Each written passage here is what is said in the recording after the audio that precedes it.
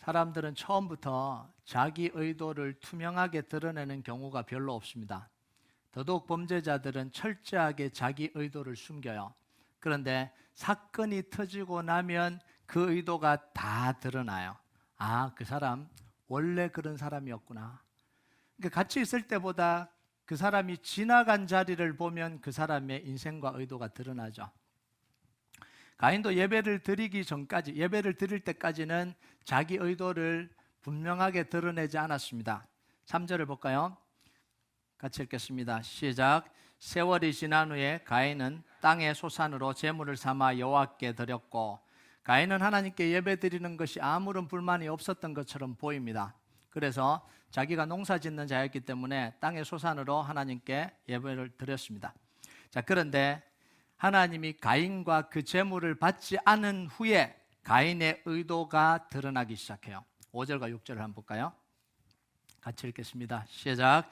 가인과 그의 제물은 받지 아니하신지라 가인이 몹시 분하여 안색이 변하니 여호와께서 가인에게 이르시되 내가 분하여 하면 어찌 됨이며 안색이 변하면 어찌 됨이냐. 가인은 자신의 제사가 하나님께 거절당하고 받아들여지지 않자 하나님을 향하여 분을 내고 모든 화와 분노를 하나님께 다 쏟아버립니다. 자, 이 부분이 우리가 이해가 잘 안 되는 부분입니다. 하나님이 제사를 안 받으신 것이 그렇게 분노할 일이냐는 거죠. 그리고 우리 그러잖아요. 그게 그렇게 화낼 일이냐, 이런 거거든요. 오히려 제물을 제대로 준비하지 않고 받으실 만한 예배를 안 드린 가인을 향해서 하나님이 책망하셔야 되는 거 아니에요? 그런데 가인이 오히려 분노를 내고 있는 거죠. 자, 가인의 분노는요, 정상적인 감정의 표출이 아니에요. 자신이 사랑과 정성을 다 담아서 하나님께 예배 드렸는데 그 예배가 거부당한 것에 대한 안타까움의 표현이 아니에요. 만약 자기가 진실된 마음으로 하나님 앞에 예배 드렸는데, 정말 잘 예배 드렸는데 그게 거절당했다면 가인은 어떻게 하겠어요? 진지하게 하나님께 묻겠죠. 하나님, 내 제사가 왜 거절당했습니까? 정당한 항의를 했겠죠. 자, 그런데 가인의 반응은 하나님께 대한 정당한 항의, 진지한 질문이 아니라 무조건적인 분노를 쏟아내고 있는 거예요. 자, 하나님은 가인의 분노에 대해서 정당하지 않다라고 분명하게 지적합니다. 그럴 수도 있다, 이게 아니라 너의 분노는 지금 정당하지 않는 거야. 이거 부모님들 많이 하시죠. 애들이 막 화내면 네 지금 화내는 건 정당하지 않는 거야. 똑같은 하나님이 지금 그러고 계시는 거예요. 6절과 7절을 한번 볼까요? 같이 읽겠습니다. 시작. 여호와께서 가인에게 이르시되 내가 분하여 하면 어찌 됨이며 안색이 변하면 어찌 됨이냐. 내가 선을 행하면 어찌 낯을 들지 못하겠느냐. 선을 행하지 아니하면 죄가 문에 엎드려져 있느니라. 죄가 너를 원하나 너는 죄를 다스릴지니라. 자, 하나님이 가인에게 뭐라고 이야기해요? 너 제사 드릴 때 선을 행하지 않았다, 이렇게 이야기를 한 거예요. 다시 말하면 가인은 제사 드릴 때 불의를 행했다라는 거예요. 결론적으로 말하면 가인은 처음부터 하나님께 드리는 제사에 대해서 정성과 마음을 다해서 드릴 생각이 없었다라는 게 결론이 나죠. 제사를 드리는 것에 불만을 가지고 억지로 드렸는데 안 받아주니까 분노가 폭발한 겁니다. 여러분, 이거 많이 해보시잖아요. 하기 싫은데 억지로 하라 그러는데 했는데 안 좋다 그러는 거예요. 그것밖에 못하냐, 이런 분노가 확 올라오잖아요. 아니, 하라 그래 놓고 하니까 왜 안 된다 그러냐는 거죠. 이게 분노가 확 올라오는 거죠. 우리는 지난 시간에요, 이 가인과 아벨이 드린 이 제사가 단순한 제사가 아니었다라는 걸 이야기했습니다. 죄 때문에 하나님과 거리가 생기고 막혀버렸던 이 소통의 길을 다시 여시는 게 이 제사라고 이야기를 했고요. 죄 지은 인간을 향해서 하나님이 내미시는 사랑과 화해의 손길이 바로 이 제사예요. 자, 그리고 이 제사는 둘 중에 한 사람은 받고 한 사람은 탈락되는 이런 떨어뜨리려고 하는 예배가 아니었습니다. 하나님이 제시한 기준을 따라서 예배하면 모든 사람들을 다 받아주는, 믿기만 하면, 순종하기만 하면, 따라오기만 하면 다 받아주시는, 어려운 조건이 하나도 없는, 마음을 다하면 다 받아주는 예배였잖아요. 자, 그런데 아벨은 하나님이 받으실 만한 제사를 드려서 하나님께 받아들여졌고, 가인은 하나님이 받으실 만한 제사를 못 드려서 거절당했습니다. 이걸 다른 말로 표현하면 어떻게 표현할 수 있을까요? 아벨은 하나님이 내미시는 사랑과 화해의 손길을 받아들였고, 가인은 뭐 했다는 거죠? 거절했다는 거예요. 이게 이 제사에서 드러난 이 두 사람의 태도예요. 그럼 왜 가인은 하나님이 내미시는 손길을 거부했을까요? 자, 그걸 알 수 있는 게 요한일서 3장 12절이에요. 같이 읽겠습니다. 시작. 가인같이 하지 말라. 그는 악한 자에게 속하여 그 아우를 죽였으니 어떤 이유로 죽였느냐? 자기 행위는 악하고 그 아우의 행위는 의로움이라. 자, 가인이 행동을 표현한 이 표현을 한번 보세요. 화가 나고 분노에 못 이겨서 너무 화가 나서 아벨을 죽였다 이렇게 안 하잖아요. 자기 재산을 안 받아들여서 너무 화가 나서 죽였다 이렇게 안 하고 뭐라고 표현해 놓고 있어요? 악한 자에게 속하여 아우를 죽였다 이렇게 분명하게 이야기를 하잖아요. 이 악한 자가 누구예요? 바로 아담과 하와를 유혹해서 선악과를 따먹게 하고 하나님과 계약을 깨뜨리게 하고 하나님을 배반하게 한 그 옛뱀 이야기하는 거예요. 뱀. 계시록 12장 9절에는 이 뱀의 정체를 분명하게 밝혀주고 있죠. 같이 읽겠습니다. 시작. 큰 용이 내쫓기니 옛뱀 곧 마귀라고도 하고 사탄이라고도 하며 온 천하를 꿰는 자라. 그가 땅으로 내쫓기니 그의 사자들도 그와 함께 내쫓기니. 악한 자, 사탄, 마귀 다 똑같은 이야기입니다. 공중권세 잡은 자, 성경에 기록된 다 똑같은 이야기예요. 죄의 모든 죄의 배후에는요 사탄이 있어요. 죄가 뭐죠? 하나님을 거절하는 거죠. 하나님을 배반하는 거예요. 하나님으로부터 돌아서는 거죠.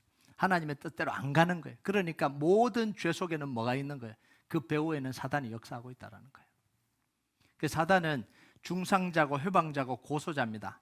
그래서 사단은 사람들을 미혹하게 해서 하나님을 대적하게 만드는 일을 하는 거예요. 하나님의 계획과 다른 길로 가게 합니다. 하나님의 뜻을 거스르게 합니다. 하나님의 축복을 잃어버리게 합니다. 이게 사탄의 존재 목적입니다. 자, 존재 목적이 이런 거라면 사탄은 뭐 하겠어요? 눈 뜨면 그 생각하죠. 밥만 먹으면 죄송합니다. 그 짓을 하는 거죠. 밥만 먹으면. 안 그러겠어요? 존재 목적이 그건데 지금도 왕성하게 활동을 하고 있습니다. 그래서 사람들로 하여금 상처받게 하고 시험 들게 하고 미워하게 하고 하나 되지 못하게 만들고 이간질시키고 이게 다 뭐냐면 사탄의 역사예요. 그래서 이 사탄이 이렇게 해서 결국 얻으려고 하는 게 뭘까요? 자, 이게 정확하게 봐야 돼요. 시험 들게 하고 상처나게 하고 이간질하고 마음 상하게 하고 낙심하게 하고 다 이렇게 해서 결국 사단이 원하는 게 뭘까요? 기도 못하게 하고 예배 못 드리게 하고 말씀 안 들리게 하고 하나 되지 못하게 하는 거예요. 여러분 시험 들면 딱 요 단계로 가잖아요. 시험 들면 하나님께 예배 잘 드리면서 딴 데 분노를 해야 되는데 딱 요 현상으로 나타나거든요. 기도가 막히고 말씀 안 들리고 예배 드리기 싫고 분노 가서 예배 그냥 안 드리고 가버리고 안 가고 싶고 하나 되지 못하게 하고 결국은 뭐예요? 하나님으로부터 떼어놓게 하는 거예요. 그래서 시작이 뭐든 상관없어요. 우리는 시작이 뭐냐를 계속해서 이야기하는데 시작은 중요한 게 별로 아니에요. 결국은 뭐냐면 내가 기도하지 못하고 있고 예배 드리지 못하고 있고 말씀이 막혀 있다면 지금 나는 사탄의 영향력 하에 있는 겁니다. 인정하기 싫으시죠? 근데 결론이 나타나는 게 그거잖아요. 누구 손해냐면 내 손해예요. 자기 손해입니다. 시작은 어디서 시작됐는지 그건 상관없어요. 지금 내 기도가 막힌 거잖아요. 내 예배가 막힌 거잖아요. 내가 하나님께 나가는 게 막힌 거잖아요. 그래서 우리는 반드시 시험을 이겨가야 돼요. 여러분 시험을 이기시는 역사가 있길 축복합니다. 이 시험 반드시 이겨야 돼요. 자, 가인이요 아벨이 죽인 이유를 설명하는데 뭐라고 설명하냐면 12절 다시 한 번만 떼어주세요. 자기 행위는 악하고 뭐예요? 그 아우의 행위는 의롭기 때문에 죽였다 이렇게 이야기를 해요. 자, 그러면 여기서 자기 행위는 뭘까요? 아벨을 죽이기 전이죠. 그럼 자기 행위는 뭐예요? 하나님께 제사 드리는 행위가 악했다라는 이야기예요. 그런 거죠. 그죠? 죽이고 난 뒤에 했으면 죽인 행위가 악하다 그러는데 죽이기 전에요. 근데 자기 행위가 악한 거예요. 하나님께 제사 드리는 그 행위가 악했다라는 거예요. 가인은 하나님께 제사해 드리면서 악한 짓을 저질렀다라는 거예요. 여러분 여기서 보면요, 아담과 하와를 유혹해서 선악과를 따먹게 한 이 사탄이 이제는 가인을 지배해서 뭘 하고 있는 거예요? 하나님의 언약과 구원 계획을 망치려고 하고 있는 거예요. 그 제사가 뭐라고요? 하나님의 구원의 손길을 내미는 그거잖아요. 그래서 하나님의 말씀이 그대로 이루어지는 거예요. 선언한 다음부터, 하나님의 이 말씀이 선언한 다음부터 이루어집니다. 창세기 3장 15절 같이 읽겠습니다. 시작.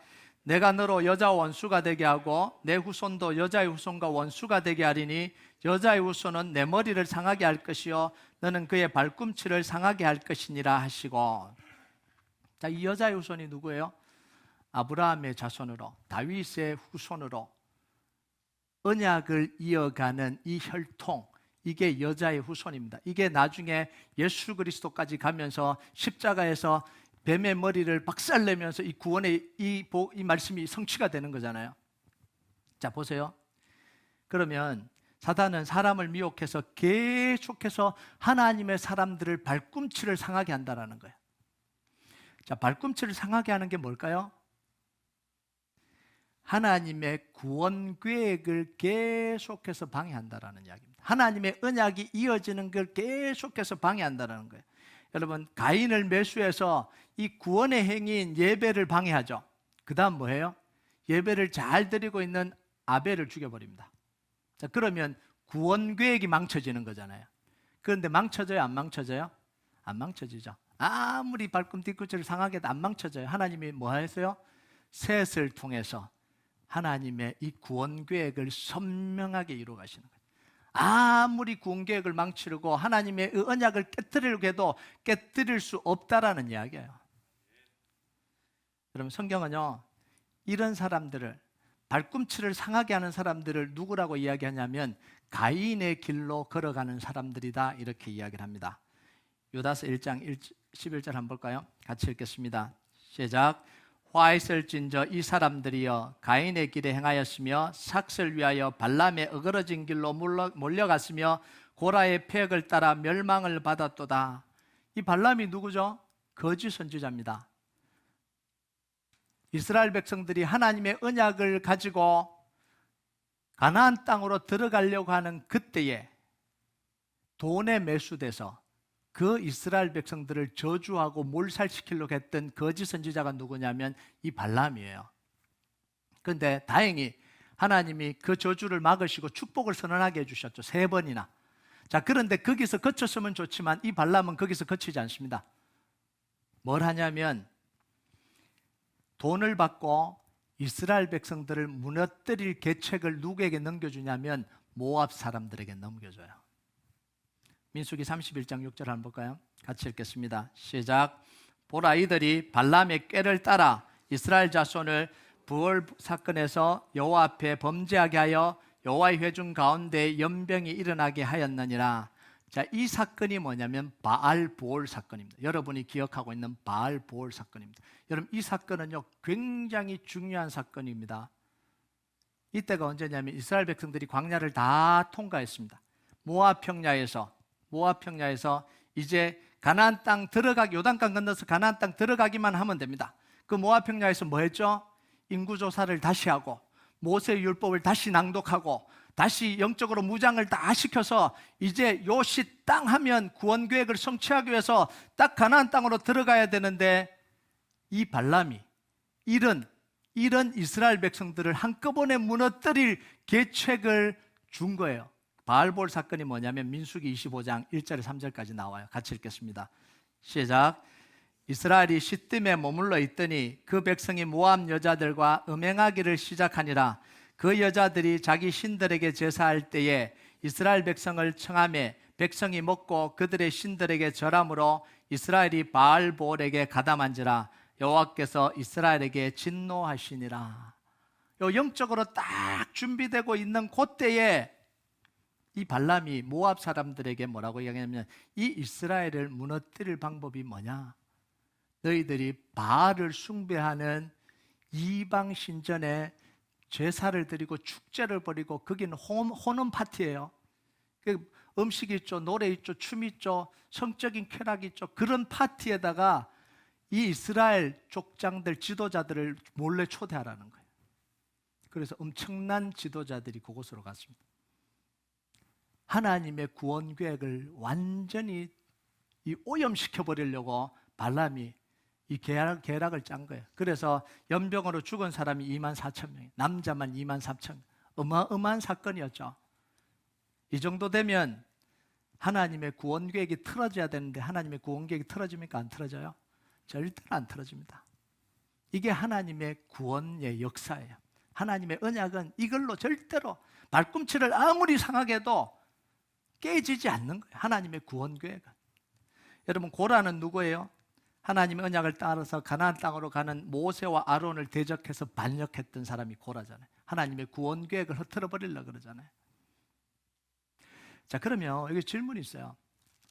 왜 가인은 아벨과는 다르게 악한 길로 갔냐라는 거예요. 아니, 똑같이 아담과 하와의 뱃속에서 태어난 아들인데, 가인이 태어날 때 뭐라고 고백했냐면, 여호와께서 나로 득남하게 하셨다, 이렇게 표현했던 아들이 가인이에요. 이 아들이 왜 아벨과는 다른 하나님을 대적하는 길로 걸어가냐는 거죠. 어쩔 수 없었어요? 아닙니다. 하나님의 음성보다 사탄의 음성에 더 끌렸기 때문에 그런 거예요. 하나님의 말보다 사탄의 말을 더 믿었기 때문에 그래요. 여러분, 유혹받은 것 중에요, 어쩔 수 없다, 이건 없는 거예요. 내 마음이, 내 욕구가 거기랑 맞춰져서 유혹에 빠지는 거지, 포로로 잡혀간 거 왜요? 납치당한 거 빼고요. 범죄에 가담했을 때, 자기 스스로 가담했을 때 어쩔 수 없는 게 아니에요. 자기가 그 선택을 한 거예요. 여러분, 창세기 4장 7절 한번 볼까요? 같이 읽겠습니다. 시작. 내가 선을 행하면 어찌 낯을 들지 못하겠느냐? 선을 행하지 아니하면 죄가 문에 엎드러져 있느니라. 죄가 너를 원하나 너는 죄를 다스릴지니라. 여기서 중요한 표현이 나오죠. 뭐예요? 죄가 너를 원하나 너는 죄를 다스릴지니라. 자, 유혹은 오고 무너뜨리려고 하는데 뭐 할 수 있다고요? 죄가 너를 원하지만 너는 그 죄를 다스릴 수 있다라는 거예요. 아멘 하십니까? 이게 분명치가 않아요. 이 크리스찬들 중에 이게 분명치가 않아요. 목사님, 사단이 유혹하고 제가 약해서, 죄인이라서 어쩔 수 없이. 아니에요. 분명하게 이야기합니다. 죄가 너를 원하나 너는 죄를 다스릴지니라. 선택할 수 있다라는 이야기예요. 그럼 또 이런 이야기합니다. 목사님, 신약에는 예수님의 십자가의 능력으로 이기지만 구약에서는 아닙니다. 이길 수 있어요. 여러분, 요셉이 보디발의 아내가 유혹할 때 뭐라고 이야기하죠? 내가 이 큰 악을 행하여 하나님 앞에 어떻게 죄를 지으리까? 하나님의 사랑을 안다면, 하나님의 은혜를 안다면 죄에 대해서 노할 수 있다는 이야기. 구약 시대든 신약 시대든. 우리가 지금은 예수님의 십자가의 능력으로 이기죠. 예수님의 이름으로 이기죠. 구약 시대 때는 뭐야? 하나님의 사랑과 하나님의 은혜를 안다면 충분히 죄에 대해서 노할 수 있다는 이야기예요. 여러분, 돈과 여인이 유혹한다고 모든 사람들이 그 유혹에 다 넘어가는 거 아니잖아요. 꽃뱀이 유혹한다 그래서 모든 남자가 다 유혹에 넘어가는 거 아니잖아요. 우리 모든 아내들은 자기 남편은 안 그럴 거라고 굳게 믿고 있습니다. 꽃뱀이 유혹해도 안 넘어갈 것이다. 그 믿음이 주님 오실 때까지 그대로 지켜지길 주님의 이름으로 축복합니다. 할 수 있어요. 거절할 수 있는 겁니다. 하나님 분명하게 이야기하잖아요. 다스리라 이렇게 이야기하잖아요. 여러분, 사람들이 내게 대해서, 나에게, 다른 사람에게 미움을 심는 감정을 심었다 그래서 모든 사람들이 그 사람을 미워하는 거 아니에요. 이간질을 한다고 그래서 내 마음, 모든 사람들이 다 이간하는 마음을 가지는 거 아니에요. 오히려 잘못된 이야기를 바로잡아주는 사람들도 있잖아요. 그건 네가 잘못 생각한 것 같아. 좀 오버하는 것 같아. 사실은 아닌 것 같아. 그 사람은 그런 사람이 아니야. 바로잡아주는 사람도 있잖아요. 다 그건 넘어가는 거 아니잖아요. 몰랐다, 어쩔 수 없다, 어떻게 보면 비겁한 변명이죠. 내 마음이 동조하고 있었다는 거예요. 내 생각이 나도 그렇게 하기를 원했다라는 거예요. 그 사람이 그런 사람이었으면 좋겠다 욕하고 싶은 마음이 내 속에 있다라는 이야기. 그거 인정하셔야 돼요. 그거. 목사님 저는 전혀 몰랐는데 아닐 가능성이 많습니다. 제가 아니라고는 안 했습니다. 아닐 가능성이 많습니다. 자, 여기서 봐야 되는 또 한 가지 표현이 있어요. 죄가 너를 원하나, 이 표현을 좀 우리가 봐야 돼요. 죄를 인격적으로 표현하고 있죠.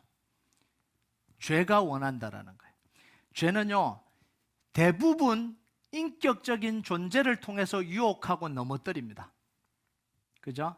우리에게 미움을 심는 게 누구예요? 사람이잖아요. 우리에게 낙심을 주는 게 사람입니다. 우리가 나쁜 일로 유혹하는 게 다 누구죠? 사람입니다. 인격이에요. 걔가 유혹한다고 넘어가나요? 안 넘어가죠. 사람이니까 넘어가는 거예요. 그것도 가장 자기하고 친한 사람, 자기가 가장 믿었던 사람. 그래서 우리가 신앙생활 하면서요, 가장 중요한 게 뭐냐면 사람의 시험을 이겨야 됩니다.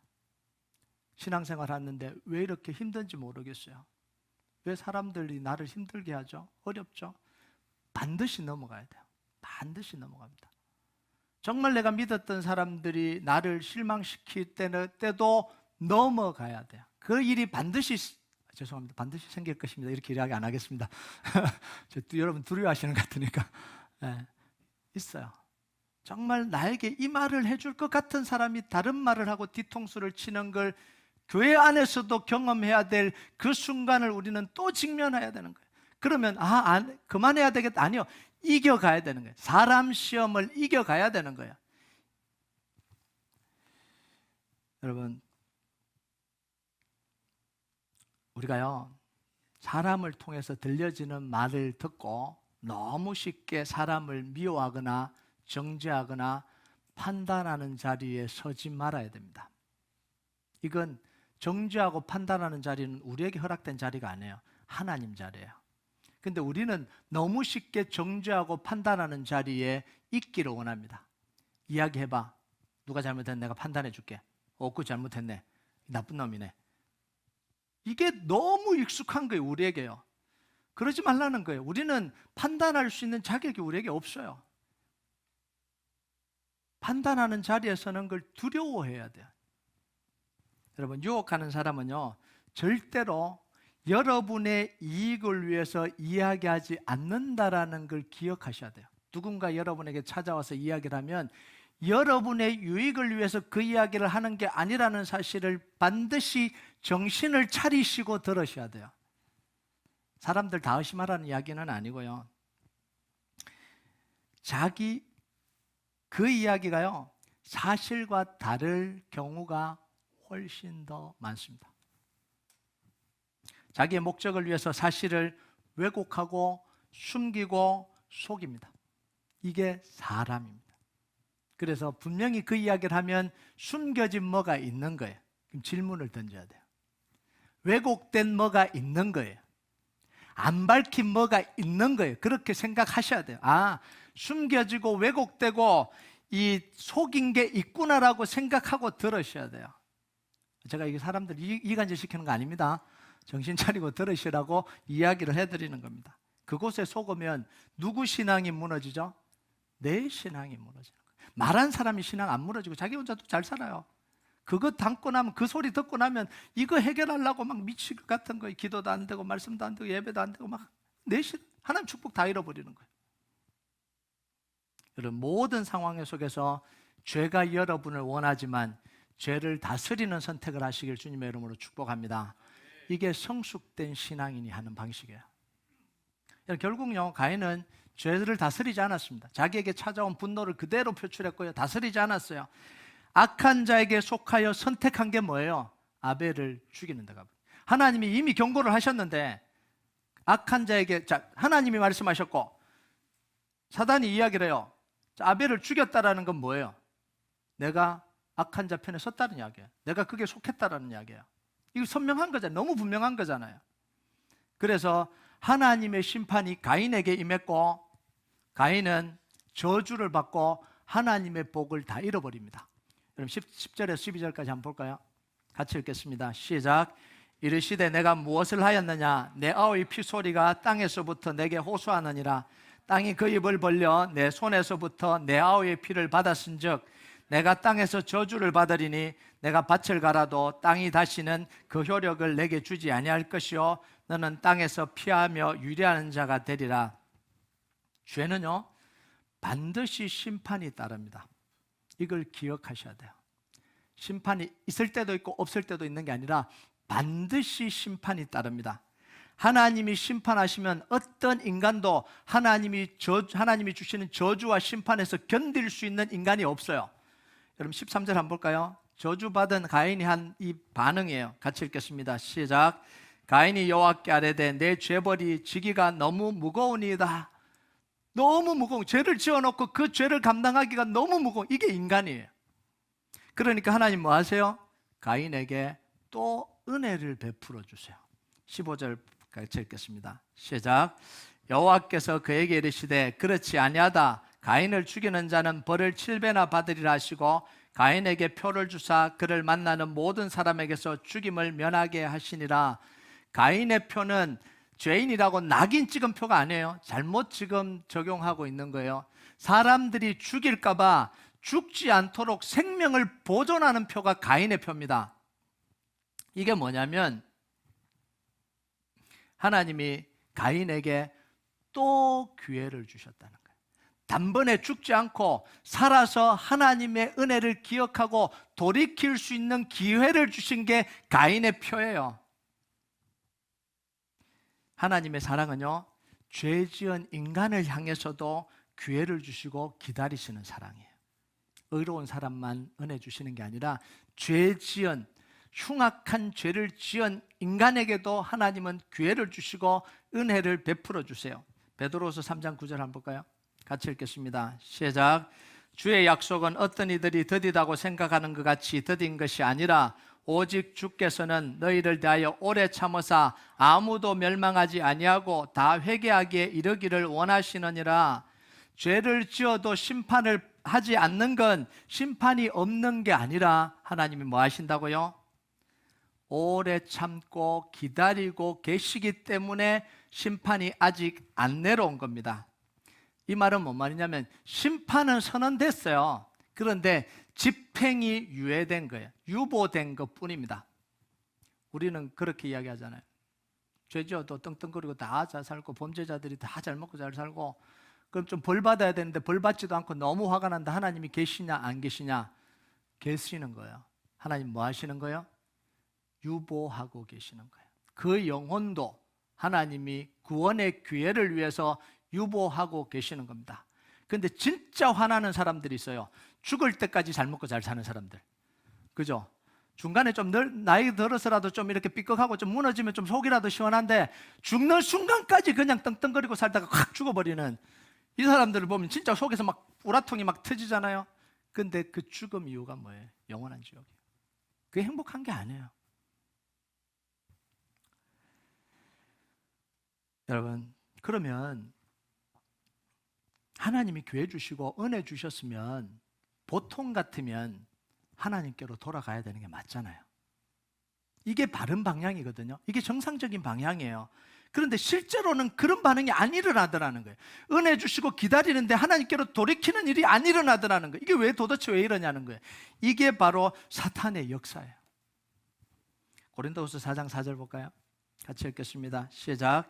그 중에 이 세상의 신이 믿지 아니하는 자들의 마음을 혼미하게 하여 그리스도의 영광의 복음의 광채가 비치지 못하게 함이니 그리스도는 하나님의 형상이니라. 마귀가 하는 짓이 뭐예요? 우리의 마음을 혼미하게 만들어서 하나님의 복음이 희미해지게 만드는 거죠. 하나님의 말씀을 왜곡시키는 거죠. 이게 실제가 아닌 것처럼 만들어버리는 거죠. 의심하게 만들어버리는 거죠. 그러니까 하나님께로 안 돌아오는 거예요. 여러분, 하나님의 진노와 심판이 실제라면 안 돌이킬 사람이 누가 있겠어요? 이게 진짜 실제라면, 실제로 그렇게 믿어진다면 모든 사람이 돌이키겠죠. 여러분 IRS에서 IRS 예, 세금을 왜 꼬박꼬박 내시죠?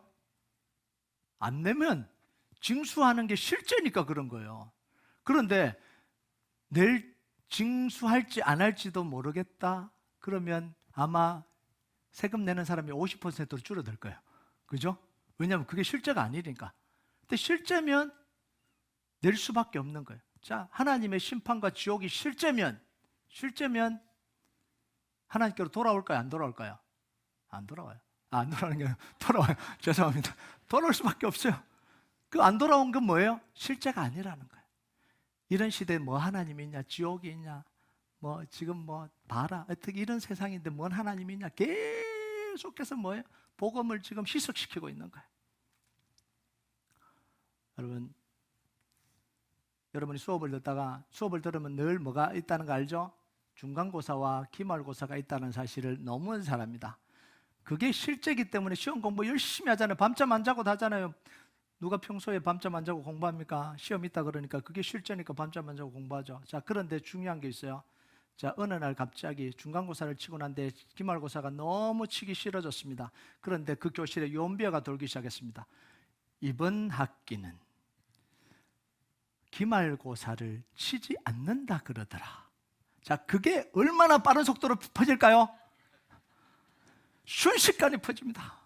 거짓말인지 알면서도 그게 기대고 있는 사람들이 몇 퍼센트는 될 거예요.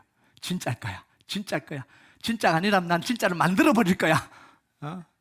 그리고 시험 공부 안 하는 사람도 있습니다. 그리고 뭐라고 이야기하죠? 그런 이야기가 있어서 안 했는데요. 이게 사람들이에요. 이렇게 유혹에 약해요. 여러분, 하나님의 은혜를 잊고도 가인이 선택한 길이 뭐예요? 하나님께로 가까이 가는 길이 아니라 멀어지는 길을 선택한 거예요. 이게 뭐죠? 왜요? 악한 자에게 속했기 때문에 그래요. 악한 자에게. 창세기 4장 16절 볼까요? 같이 읽겠습니다. 시작. 가인이 요압을 떠나서 에덴 동쪽 노 땅에 거주하더니, 자, 가인의 선택이 뭐죠? 하나님 앞에 무릎 꿇고 엎드리는 게 아니라 뭐죠? 하나님 앞에서 떠나서 노 땅에 거주하였다. 그곳에서 뭐 했어요? 성을 쌓고 하나님 없는 세상을 꿈꿉니다. 이게 하나님을 대적하는 사람들의 모습이에요. 창세기 4장 17절 같이 읽겠습니다. 시작. 아내와 동침함에 그가 임신하여 에녹을 낳은지라. 가인이 성을 쌓고 그의 아들의 이름으로 성을 이름하여 에녹이라 하니라. 자, 하나님의 사람들과 완전히 달라져요. 하나님의 사람들은 어디로 가든지 뭐 합니까? 제단을 쌓고 여호와의 이름을 불러요. 자, 근데 가인은 뭐예요? 성을 쌓고 아들의 이름으로 그 성을 이름하여 여호와의 이름이 사라진 거예요. 하나님의 이름이 삭제된 겁니다. 그래서 이 가는 곳마다 성을 쌓고 자기를 보호하고 그 정점에 뭐가 놓였냐면 바벨탑이 놓여 있는 거예요.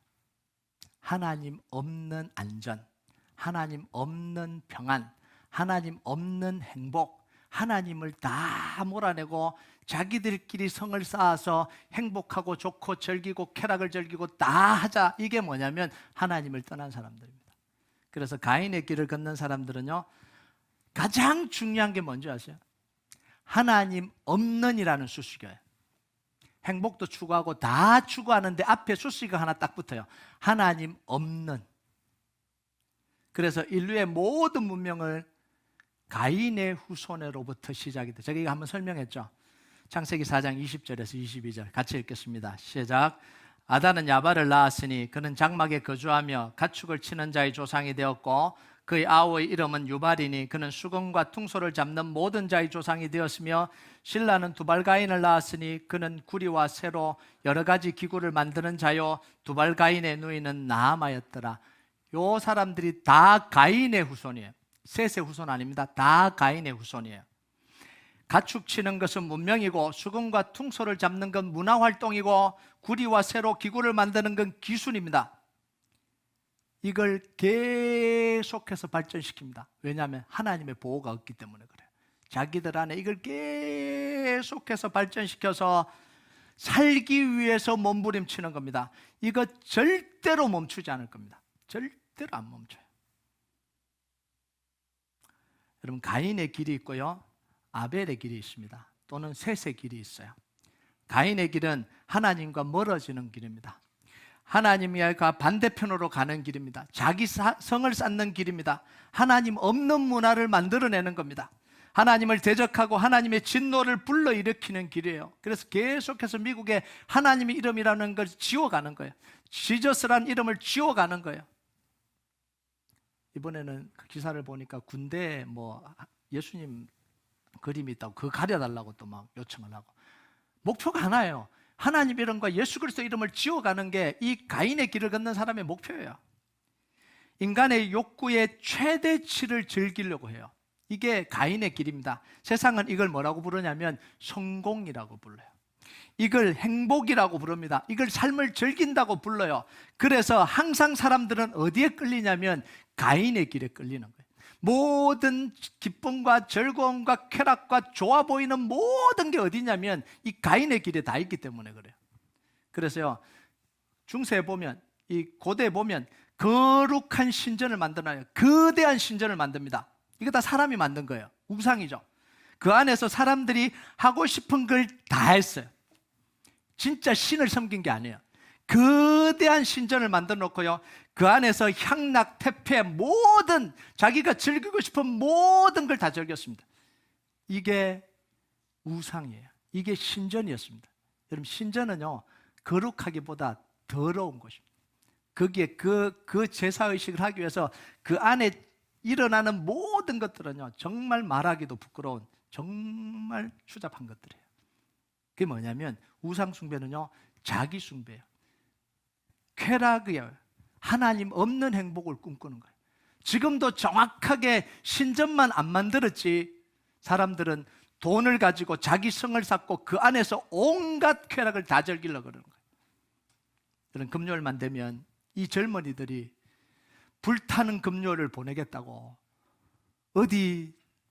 어디로 갈지 몰라서 방황하는 게 지금 현 세대 아니에요. 마치 거기 안 가면 자기는 뒤처진 것처럼, 자기는 바보처럼 미친 듯이 날뜁니다. 금요일만 되면 죽어라 부어라 마셔라 끝까지 한번 가보자, 이게 문화가 되어버렸어요. 안 하면 그게 바보 같고 그게 청춘이 아닌 것 같고 그게 인생이 제대로 못 사는 것 같게 만들어버리는 이 문화 속에 살아가고 있는 거예요. 여러분, 아벨의 길은요, 하나님께 제단을 쌓고 여호와의 이름을 부르는 길입니다. 하나님과 함께하는 길입니다. 육체적인 쾌락의 최대치를 추구하는 게 아니라 하나님과 함께하는 최고의 기쁨을 추구합니다. 여러분, 육신의 기쁨을 최대치로 추구하면요, 인간이 망가져요. 마지막 단계가 마약이잖아요. 거기까지 안 가서 그렇지, 거기까지 가면 인간이 망가져요. 그게 하나님 없는 기쁨을 추구한 결과입니다. 인간이 망가져요. 인격이 망가져요. 삶이 망가져요. 그런데 하나님을 최대치로 추구해도 인간이 안 망가져요. 오히려 인간의 이 영성이 살아나요. 이게 다른 길이에요. 하나님의 뜻을 함께 하기를 원하는 거예요. 그래서 그 정점에 뭐가 놓여 있냐면 예배가 놓여 있는 거예요. 그 정점에. 쾌락의 정점에 우상 숭배가 놓여 있는 거고요, 하나님을 섬기는 정점에 예배가 놓여 있는 거예요.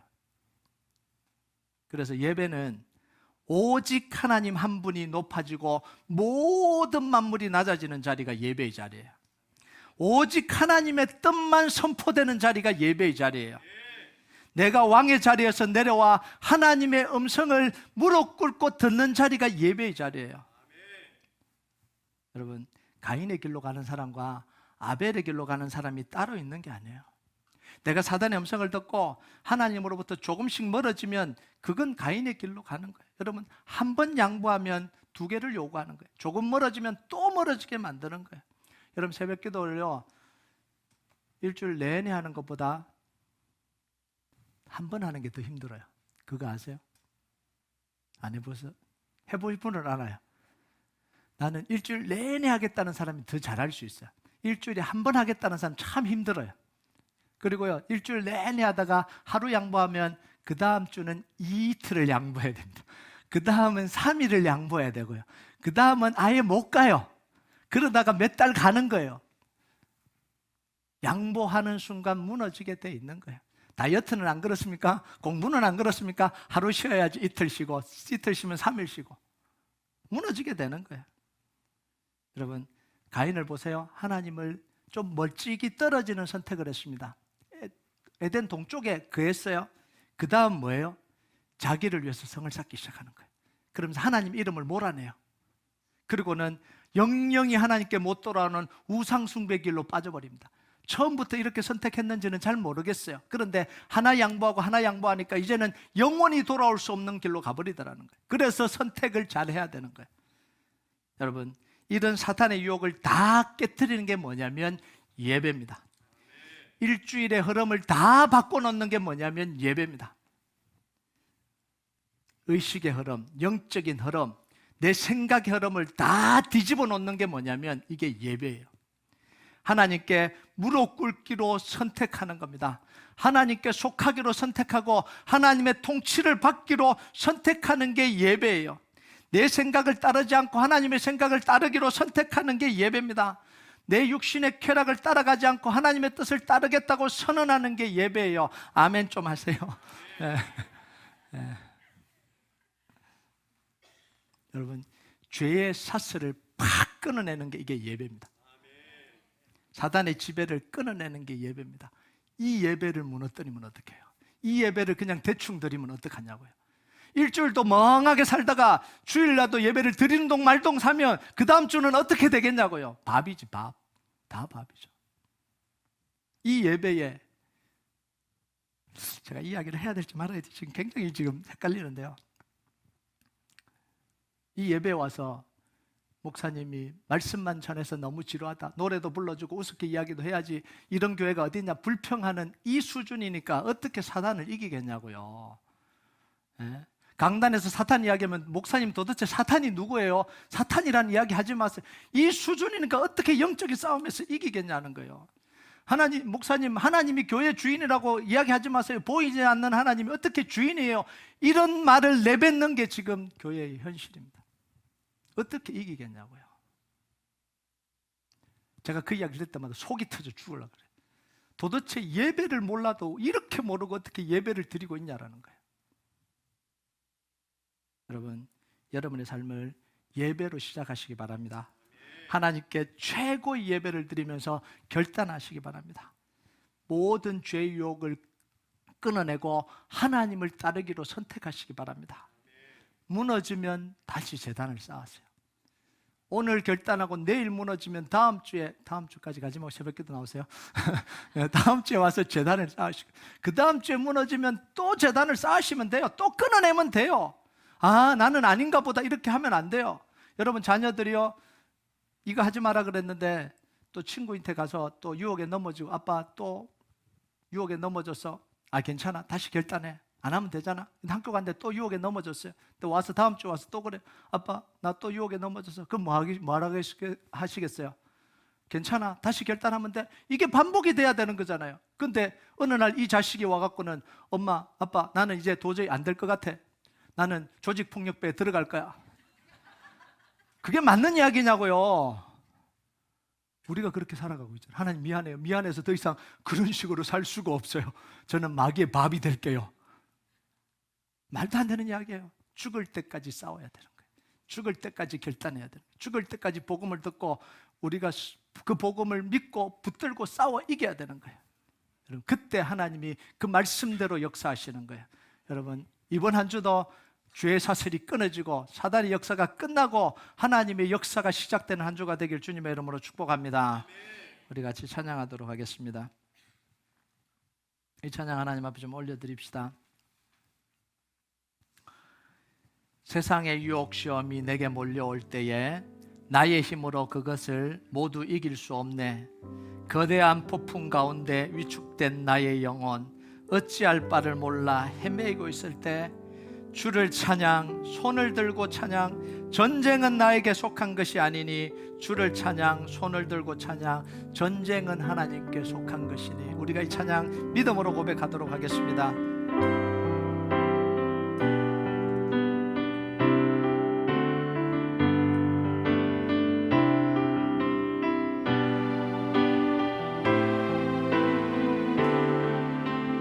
세상의 유혹 시험이 내게 몰려올 때에 나의 힘으로 그것을 모두 이길 수 없네. 거대한 폭풍 가운데 위축된 나의 영혼 어찌할 바를 몰라 헤매이고 있을 때 주를 찬양,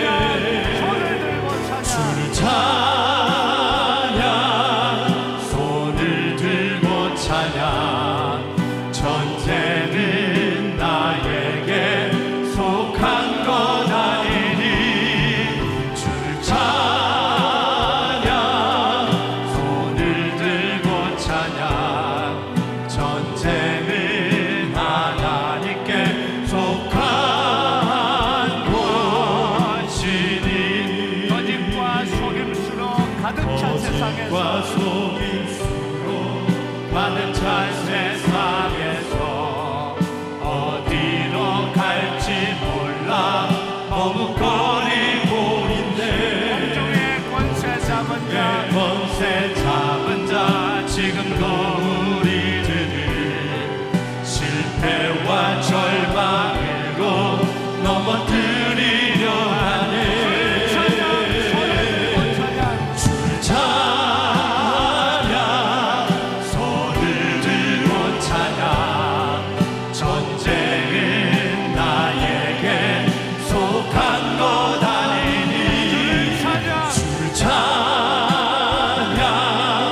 손을 들고 찬양. 전쟁은 하나님께 속한 것이니. 주위를 둘러보면 아무도 없는 듯